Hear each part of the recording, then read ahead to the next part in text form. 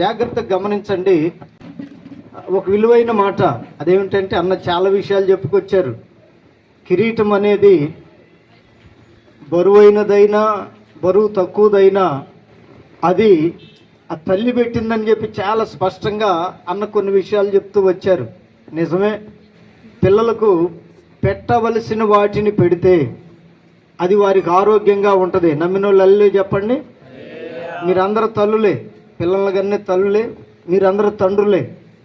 దేవుని ప్రేమ నిజముగా నీ కుమారుని మీద లేక నీ కుమార్తె మీద ఉంటే వాళ్ళకు పెట్టే ఆహారమే శ్రేష్టమైనదిగా పెడితే వారు మంచి ఆరోగ్యవంతులుగాను బలవంతులుగాను ఉంటారు. ఆమేన్ చెప్పండి. ఆమేన్. అట్లా కాకుండా ఈ రోజుల్లో తినేది పెట్టే దానికంటే కూడా తినకూడనివి పెట్టేది ఎక్కువైపోయింది. అవునంటారా కాదంటారా? పిల్లలు ఏదో చూసి కురుకురే అన్నారనుకోండి, వెంటనే అమ్మా నాన్న ఏం చేస్తున్నారు, వాడు ఏడుస్తున్నాడు లేరా, కింద పడి దొల్లాడుతున్నాడు లేరా, అది లేరా ఇది లేరా పెట్టండి అని పెద్దోళ్ళు అన్న వెంటనే వీళ్ళు కొని ఖచ్చితంగా పెడుతున్నారు. అయితే మీకు తెలియకుండానే మీ పిల్లలను పాడు చేసే ఆహారం అది. దానిని పరీక్షించగా తేలినటువంటి ఫలితార్థం ఏమిటంటే, ఆ కురుకురే కానీ ఉండే చూడండి, కొన్ని ఉన్నాయి తినకూడనివి, వాటిని పెట్టడం వల్లట చిన్నప్పటి నుండే ఈ పిల్లల పొట్టలో మీరు పెడుతున్నటువంటి వాటి వలన ప్లాస్టిక్ అనేది ఒక దగ్గర పేరుకుపోతుందట. కావాలంటే చూడండి, నేటి దినాల్లో పిల్లలు, ప్రియమైన వార్లరా, పిల్లలు కొంచెం వయసు వచ్చిన వెంటనే అంటున్నటువంటి మాట ఏమిటంటే కడుపులో నొప్పి. వింటున్నారా? ఏ నొప్పి? కడుపులో నొప్పి. ఎందుకు వచ్చిందో, వీళ్ళు పెట్టిన దాని వల్ల వచ్చిందనేది వీళ్ళకి పూర్తిగా అర్థం కాదు. ఏమిటి సంగతి అంటే, ఏడుస్తున్నాడు కదా అని నీవు పెడుతున్న ఆహారం వలన చాలా ప్రమాదము నీ పిల్లలకు నీవే ఏర్పాటు చేస్తూ ఉన్నావు. హల్లెలూయా కూడా చెప్పట్లా ఒక్కళ్ళు కూడా గట్టిగా. ఎందుకంటే మీరే ఏర్పాటు చేస్తున్నారు వాళ్ళకి. అందుకని వాళ్ళకి పెట్టవలసింది ఆహారము. చెప్పండి, ఏం పెట్టాలి?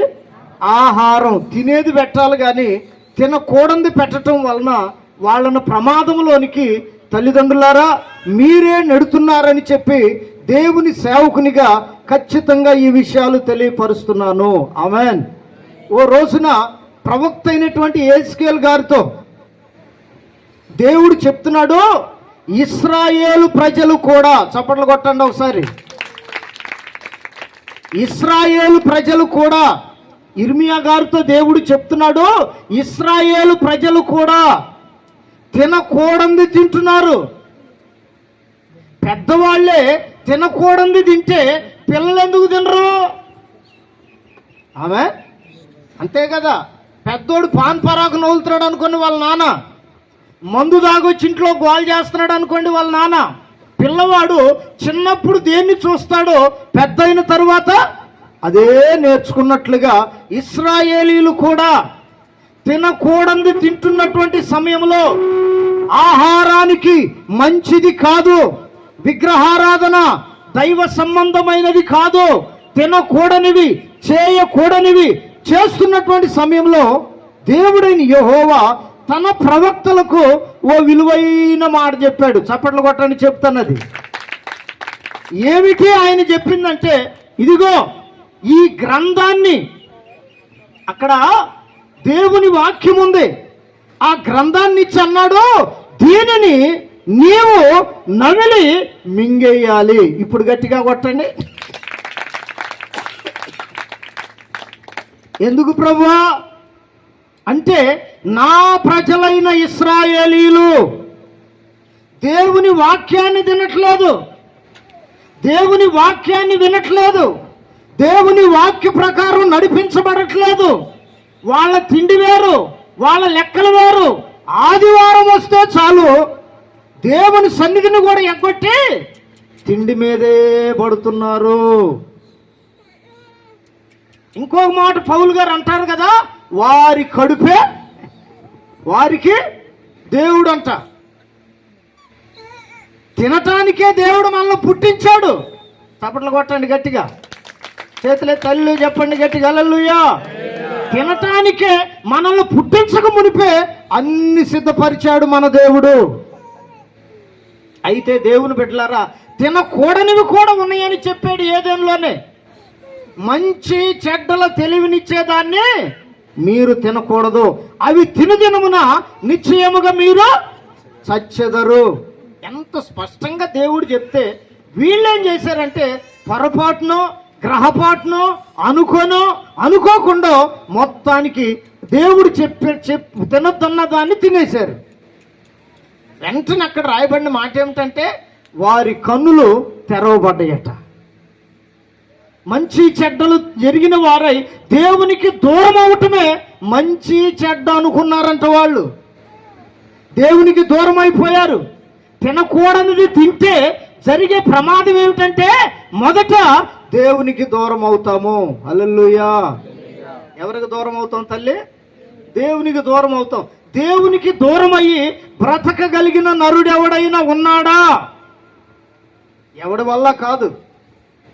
అందుకే చూడండి, దేవునికి దూరమైన కుటుంబమైనా దేవునికి దూరమైన వ్యక్తి అయినా కానీ ఎన్ని కష్టాలు వస్తున్నా వారు డబ్బు మీదనో బంగారం మీదనో వారికి కలిగిన ఘనత మీదనో పదవిని అడ్డం పెట్టుకొనో బాగుపడాలని ప్రయత్నం చేస్తారు. కానీ చివరికి దేవుని యొద్దకు వచ్చిన వాళ్ళే బ్రతుకుతున్నట్లుగా మనము చరిత్రలో కళ్ళ ముందు చూస్తూ ఉన్నాం. దేవునికి మహిమ కలుగునుగాక.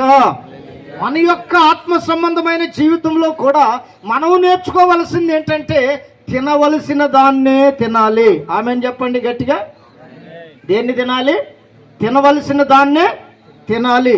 చూడవలసిన వాటినే చూడాలి. వెళ్ళవలసిన దగ్గరకే వెళ్ళాలి. దీనిని గనక ఓ క్రైస్తవ వ్యక్తి దేవుని బిడ్డ గుర్తుంచుకోగలిగితే, ఇశ్రాయేలీలు అంత శ్రమనైనా అనుభవిస్తున్నారు కానీ తినొద్దంటే వాళ్ళకి అసలు నచ్చట్లేదు. స్తోత్రం కలుగునుగాక. దేవుని మీద సనగటానికి కారణం ఏంటంటే ఈ తినకూడనివే, ఐగుప్తులో తిన్నవే. ఐగుప్తును విడిచిపెట్టినా వాటిని విడిచిపెట్టడానికి వాళ్ళకు మనసు కలగల. దేవుడు కొత్త ఆహారాన్ని వాళ్ళకు పరిచయం చేశాడు. చప్పట్లు కొట్టండి గట్టిగా. ఏమిటి ఆహారం అంటే దేవదూతలు తినే మన్నా. ఆమెన్ చెప్పండి గట్టిగా. పూరేళ్లను దేవుడు రప్పించాడు. బండలో నుండి నీళ్లు రప్పించాడు. తినవలసినవి త్రాగవలసినవి దేవునికి తెలుసు కనుక ఆయన చెప్పినవి కాకుండా ఐగుప్తులో తిన్న వాటిని వీరు జ్ఞాపకం చేసుకొని దేవుని మీద సనుగుతూ ఉంటే ఆకాశం నుండే దేవుడు ఆహారాన్ని పంపించాడండి. అంత ప్రేమ కలిగిన వాడు మనం ఆరాధిస్తున్న దేవుడు. ఆమేన్. ప్రియమైన దేవుని బిడ్డలారా, క్రైస్తవులమని పిలువబడుతున్న దేవుని బిడ్డలారా, ఒకసారి ఆలోచించండి. యేసయ్యలో ఉన్న ప్రతి లక్షణం మనలో ఉన్నప్పుడే మన తిండి పద్ధతి కూడా మారిపోద్ది. దేవునికి మహిమ కలుగునుగాక. చెప్పండి గట్టిగా హల్లెలూయా. చిన్న మాట మీకు జ్ఞాపకం చేస్తా. షుగర్ వచ్చింది అనుకోండి, వాళ్ళు తీపి తింటారా? చూడు, ఎవరు వాళ్ళకట్లా, వీళ్ళకి ఏమి లేనట్టుంది. దేవునికి స్తోత్రం కలుగునుగాక. బీపీ వచ్చింది అనుకోండి, కారం తింటారా? ఉప్పు తింటారా? ఎందుకని? వచ్చినప్పుడు తెలిసిద్ది.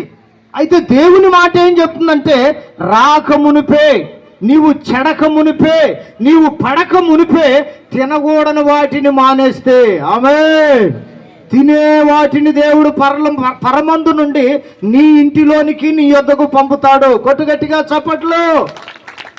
ఇది దేవుని యొక్క ఆలోచన. మరి నీ ఆలోచన ఎట్టుందో అది నీ ఇష్టం. తాగకూడని వద్దంటే పొరపాటును ఊరుకోట్ల ఈ రోజున పురుషులు. కావాలంటే చూడండి, ఇక్కడ అందరూ స్త్రీలే ఉన్నారు, పురుషులు ఎక్కడో ఉన్నట్టున్నారు. ఎందుకంటే బ్రాండ్లు కూడా మారిపోబోతున్నాయి అంట. పుష్టి కలిగిన మందు రాబోతుందంట. ముందుగానే ప్రణాళికలో అన్ని జరగబోతున్నాయి. ఒక ఆయనైతే యమాశంకలు కొడుతున్నాడు టీవీలో. అదే అడుగుతారు కదా, ఏంది నీ సంతోషానికి కారణం అంటే, ఎంతకు మునుపు మందు తాగితే పిచ్చెక్కేది, ఇప్పుడు మంచిది వస్తుంది. అసలు అది హానికరమైందని వాడే తయారు చేసినోడే దాని మీద రాస్తే హల్లెలూయా వీడికంటే మంచిదట. తినకూడనివి తినొద్దంటే, తాగకూడనివి తాగొద్దంటే మనిషి యొక్క ఆలోచన ఎట్లా ఉందంటే ఏదో మంచిది ఉందని తినటం వలన ఆదాము అవ్వలు దేవునికి దూరమైనట్లుగా నీ మనసు కూడా నీవు తినే కొలది, త్రాగే కొలది దేవునికి నిన్ను దూరం చేస్తుంది. దేవునికి దూరమైన ఏ నరుడు కూడా భూమి మీద సుఖముగా సౌఖ్యముగా బ్రతకడు కూడా. అందుకే ఇశ్రాయేలీలతో దేవుడు చెప్పాడు, ఇది తినండ్రా, ఇవి తాగండ్రా, నేను మీకు మంచి ఆరోగ్యం ఇస్తాను అని దేవుడు చెప్తే అవి తిన్న తరువాత, అవి తాగిన తరువాత జరిగిన ఆశ్చర్య కార్యం ఏమిటంటే 40 సంవత్సరాలు, ఆమెను చెప్పండి గట్టిగా చెప్పండి, ఎన్ని సంవత్సరాలు? 40 సంవత్సరాలు వాళ్ళు మంచి ఆరోగ్యంగా ఉన్నారంట. వాళ్ళ వస్త్రము పాతగలేదు, చెప్పులు వారు తెగలేదు. దేవుని మాట వింటే, దేవుని సన్నిధిలో ఉంటే, దేవుని కొరకు బ్రతికితే ప్రతి మనిషికి కూడా, ఇశ్రాయేలీలనే కాదు మనల్ని కూడా నడిపించగలిగిన శక్తి కలిగిన దేవుడు మనం ఆరాధిస్తున్న నజరేయుడైన యేసు. నీవు ఆయన యందు విశ్వాసం ఉంచావు గనుక నీ తిండి, నీ త్రాగుడు, నీ యొక్క బలహీనతను మార్చుకోగలిగితే దేవుడు నిశ్చయముగా ఖచ్చితముగా నీ జీవితంలో ఆశ్చర్య కార్యములు జరిగించునుగాక. అందుకే ప్రవక్తతో దేవుడు చెప్పాడు, ఈ గ్రంథాన్ని నవిలి మింగు. ఎందుకు ప్రభు అంటే ఆయన అంటాడు, ఇశ్రాయేలీలు వాక్యాన్ని తినట్లేదు. వాళ్ళు తిండంతా వేరుగా ఉంది, పైనే ఏవి కావాలంటే వాటి మీదే ఉంది, కానీ వాక్యం మీద వారికి ధ్యానము లేదు, ధ్యాస లేదు. అందుకని ఈ పిల్లోడికి ఆహారం పెట్టబోతున్నాం. ఏం పేరు? నికేశా? లేదులే, అయిపోయిందిలే. రాయలాడా? దేవుని స్తోత్రం కలుగును గాక. నాగేష్ మారు మనసు పొందాడు దెబ్బకి. స్తోత్రం చెప్పండి గట్టిగా, హల్లెలూయా చెప్పాలి, చేతులే హల్లెలూయా. వాళ్ళు పెట్టింది నచ్చలేదంట, మనందరిని ప్రార్థన చేసి పెట్టమంటున్నాడు. పెడదామా? దేవుని స్తోత్రం కలుగును గాక. అందుకని ప్రియమైన వార్లరా, దేవుని వాక్యం అనేది ఏ మనిషి హృదయంలో లేక అతని ఆలోచనలో లేక ఆమె యొక్క నడకలో ఉంటుందో వారిని దేవుడు పుష్టి కలిగిన వారుగా దీవిస్తాడు. పలకరా ఆమెనని? మీరందరూ బలవంతులు అనుకుంటా, ఎవరికి ఆమెను అవసరం లేదనుకుంటా. పుష్టి కలిగిన వారుగా దీవిస్తాడు. అందుకని ఆయన అంటాడు, భూమి మీద ఉన్న శ్రేష్టమైన వాటిని దేవుడు వారికి ఆహారముగా ఇస్తాడట. అందుకని మీరు అందరూ శ్రేష్ఠులుగా ఉండాలని, క్షేమకరమైన కృపను పొందాలని, ఈ కుటుంబం ఒక్కటే కాదు, ఈ గ్రామంలో ఉన్న కుటుంబాలన్నీ కూడా దేవుని యొక్క కృపకు, దేవుని యొక్క రక్షణకు, దేవుని యొక్క మార్గానికి సమీపస్తులుగాను నడిచేవారుగాను ఉండాలి అంటే దేవుని వాక్యాన్ని ప్రతిదినం మనం చదవాలి. తినటం అంటే బైబిల్ తీసుకొని తినమని కాదు నేను చెప్తుంది. హల్లెలూయా. చాలా మంది తల్లిదండ్రులు పిల్లలకు వాక్యాన్ని చదవటం నేర్పరు, సెల్ ఫోన్లు ఇవ్వటం నేర్పారు బాగా. ఏ ఫోన్లో? ఈ సెల్ ఫోన్ ఇస్తే వాడప్పుడు మాత్రమే అన్నం తింటాడు. అది పుట్టదే అప్పుడు మాత్రమే అన్నం తింటది. అన్నం పెడతాను రామ్మ అంటే పోనీవా పోనీవా పోనీవా. ఆ ఫోన్ ఇచ్చిన కానీ చూస్తూ ఉంటే మళ్ళీ ఏమైనా బతిమలాడి నోట్లో పెట్టాలి. దీనివల్ల కళ్ళు పోతున్నాయి అంట చిన్నప్పుడే. చాలా ప్రమాదాలు ఉన్నాయి. అందుకని చూడవలసిన వాటిని చూస్తూ, తినవలసిన వాటిని తిని, త్రాగవలసిన వాటిని త్రాగితే వారు గొప్ప గొప్ప ప్రవక్తలయ్యారు. స్తోత్రం కలుగునుగాక. దేవుని సేవకులయ్యారు, దీవించబడిన వ్యక్తులుగా మార్చబడ్డారు.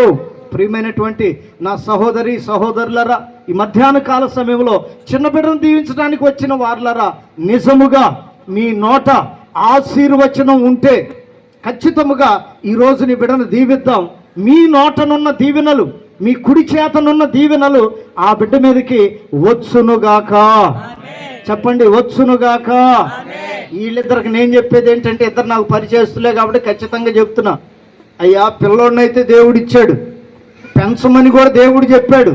వాడు తినవలసినవి ఏంటో అవి మాత్రమే పెట్టండి ఈ రోజు నుంచి. కురుకురేలు వద్దు, ఇంకా చాలా ఉన్నాయి గందరగోళాలు. ఇవన్నీ పెట్టమాకండి పిల్లలకి. అది ప్లాస్టిక్ ఉందట, కడుపులో గడ్డలు వస్తున్నాయి, రోగాలు వస్తున్నాయి, పూతలు వస్తున్నాయి పిల్లలకి చిన్నప్పుడే. అందుకని మీ పిల్లలను ప్రేమిస్తున్న తల్లిదండ్రులారా, కొన్ని ఆహార పదార్థాలు వారి శరీరానికి పడవు, వాటికి దూరం ఉంచితేనే వాళ్ళు క్షేమంగా ఉంటారు. స్తోత్రం కలుగునుగాక. కనుక ఇస్సాకు పాలు విడిచే దినమందు అబ్రహాము గొప్ప విందు చేయించినట్లుగా ఇప్పుడు మీ కొరకు విందు ఏర్పాటు చేయబడింది. గనుక ప్రార్థన చేసి ఆ బిడ్డకు ఆహారం పెట్టి నామకరణం చేసిన తర్వాత ఈ కార్యక్రమంలో ముందుకు వెళదాం. వాళ్ళిద్దరు పైకి రండి తల్లి.